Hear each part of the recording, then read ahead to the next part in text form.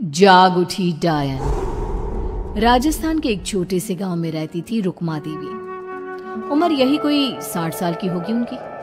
गांव के लोग कहते थे कि वो औरत नहीं बल्कि डायन थी, क्योंकि शादी होते ही रुक्मा के पति की मौत हो गई और फिर धीरे धीरे उसके परिवार के सब लोग एक एक करके खत्म हो गए और साथ ही गांव में पड़ा अकाल। जमीन सूख गई, खेती सूख गई, लोग भूखे मरने लगे। रुक्मा को गांव से बाहर निकाल दिया गया और तब से वो गांव के बाहर झोपड़ी बनाकर रहने लगी।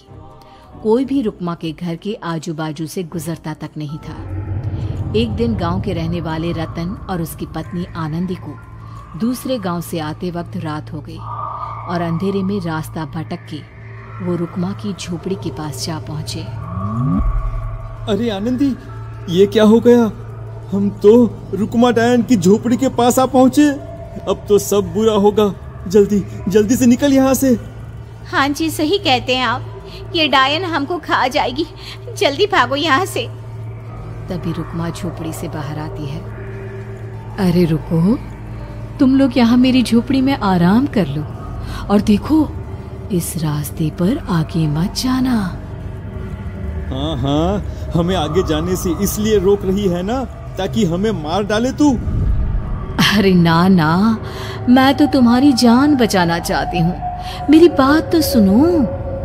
डर की वजह से आनंदी और रतन वहां से भाग जाते हैं, लेकिन फिर अगले दिन गांव में खबर फैलती है कि रतन और आनंदी ने अपने घर में फांसी लगाकर आत्महत्या कर ली। वजह क्या थी किसी की समझ में नहीं आया। अगले दिन गांव में जोर का तूफान आया और भयानक तरीके से किसी के रोने की आवाज गूंजने लगी। अरे भाई, लगता है उस डायन रुक्मा ने गांव पे काला जादू कर दिया है। हाँ भाई, मुझे भी ऐसा ही लग रहा है। लगता है कल आनंदी और रतन मर गए। लगता है ये उसी का किया धरा है। हमें सरपंच के पास चलना चाहिए। वो दोनों आदमी सरपंच के घर पहुंचते हैं। अरे तुम इस वक्त यहाँ पर क्यों आए हो? जानते नहीं बाहर क्या हो रहा है? कितनी डरावनी आवाज गांव में गूंज रही है। बस मालिक, किसी तरह आ गए। पूरे गांव वालों की जिंदगी का सवाल है। अरे मालिक, ऐसे तो सब एक एक करके मर जाएंगे। तो क्या चाहते हो? क्या किया जाए? मालिक, हमें रुक्मा को मारना होगा। अरे जब तक वो डायन गांव में जिंदा रहेगी तब तक गांव में ये सब होता ही रहेगा। शायद ठीक कह रहे हो तुम लोग, मगर ये काम करेगा कौन? मालिक, अगर आप कहे तो हम दोनों मिलके इस काम को अंजाम दे दे। बस आपको हमें यकीन दिलाना होगा कि हम पकड़े नहीं जाएंगे। ठीक है, लेकिन बाहर जो आतंक का साया है उसमें तुम दोनों रुक्मा तक पहुंचोगे कैसे? हैं? क्या तुम्हें डर नहीं लगता? मालिक, आप उसकी चिंता ना करें। काल भैरव का भभूत है हमारे पास। रुक्मा तक पहुंचकर आसानी से मौत के घाट उतार देंगे उसको। हाँ, मैं भी चलूंगा तुम लोगों के साथ। उस डायन को मरते हुए देखने की बड़ी इच्छा है मुझे। सरपंच उन दोनों लोगों के साथ गांव के बाहर की तरफ चल देता है। गांव में घनघोर काली रात पसरी हुई थी और दिल दहलाने वाली चीख की आवाज माहौल को बेहद खौफनाक बना रही थी। हाथ में काल भैरव का भभूत लिए वो तीनों रुक्मा की झोपड़ी की तरफ जा रहे थे। वहां पहुंचने के बाद, ये लो खंजर और पार कर दो इस डायन के कलेजे के अंदर। मालिक, आप बस यहीं खड़े होकर नजारा देखो, आज ना बचेगी ये। हाँ मालिक, ये भभूत अब इसकी जरूरत नहीं है। मैं इसे यहाँ पेड़ की डाली पे रख देता हूँ, लौटते वक्त हमारी रक्षा करेगा। वो दोनों आदमी चुपके से सोती हुई रुक्मा देवी के ऊपर वार करते हैं। एक जोरदार चीख से वो इलाका गूंज उठता है, लेकिन अचानक रुक्मा के शरीर से जो खून बहता है उसका रंग नीला था। ये देखकर वो दोनों आदमी डर से कांपने लगते हैं। अरे अरे अरे अरे, ये क्या? अरे इसके खून का रंग तो नीला है। अरे तो क्या हुआ? डायन जो ठहरी इंसान नहीं है ये। और आज इस बात का पक्का यकीन हो गया है। मर गई चुड़ैल, मर जाने दे।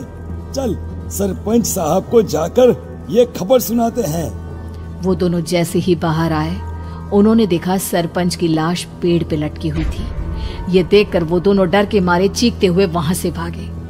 लेकिन तभी एक बेहद डरावनी औरत उनके सामने आकर खड़ी हो गई। कहाँ जा रहे हो? तुम्हें क्या लगा किसी का खून करके बच जाओगे तुम? कौन हो तुम? कौन हो? हमने तो डायन को मारा है, कुछ गलत नहीं किया भाई।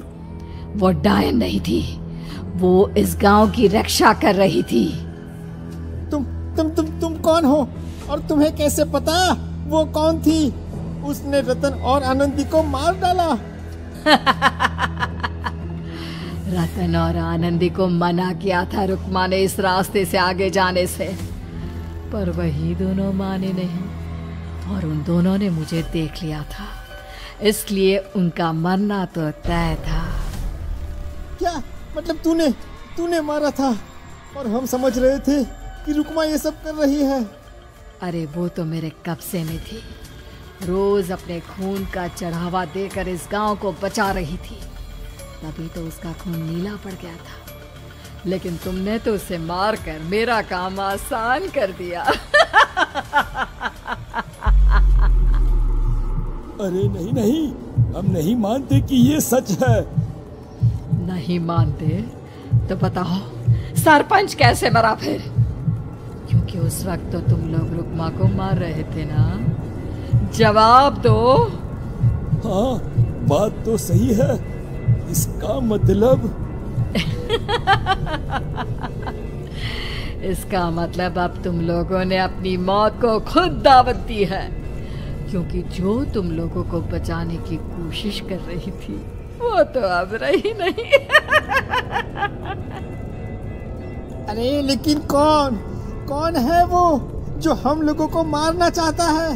आत्मा, रुक्मा के घर वालों की आत्मा। वो लोग कोई आम आदमी नहीं, खूनी भेड़िए थे और रुक्मा ने उनका ये राज जान लिया था।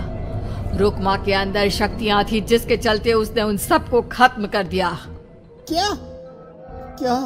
अरे लेकिन पूरा गांव तो समझ रहा था कि रुक्मा अपने घर वालों को खा गई। खा रुक्मा नहीं, मैं गई। क्योंकि असली डायन मैं हूँ और अब कोई नहीं बचेगा इस गांव में, कोई नहीं। भागो तुम दोनों। वो दोनों आदमी पागलों की तरह भागते हुए गांव पहुंचते हैं। वहां देखते हैं कि पूरा गांव खुद की नदी बन चुका था।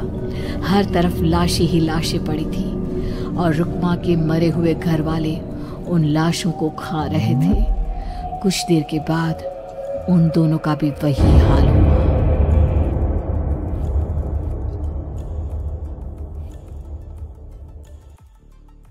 दोस्तों, हमें उम्मीद है कि आपको हमारी ये कहानी पसंद आई होगी।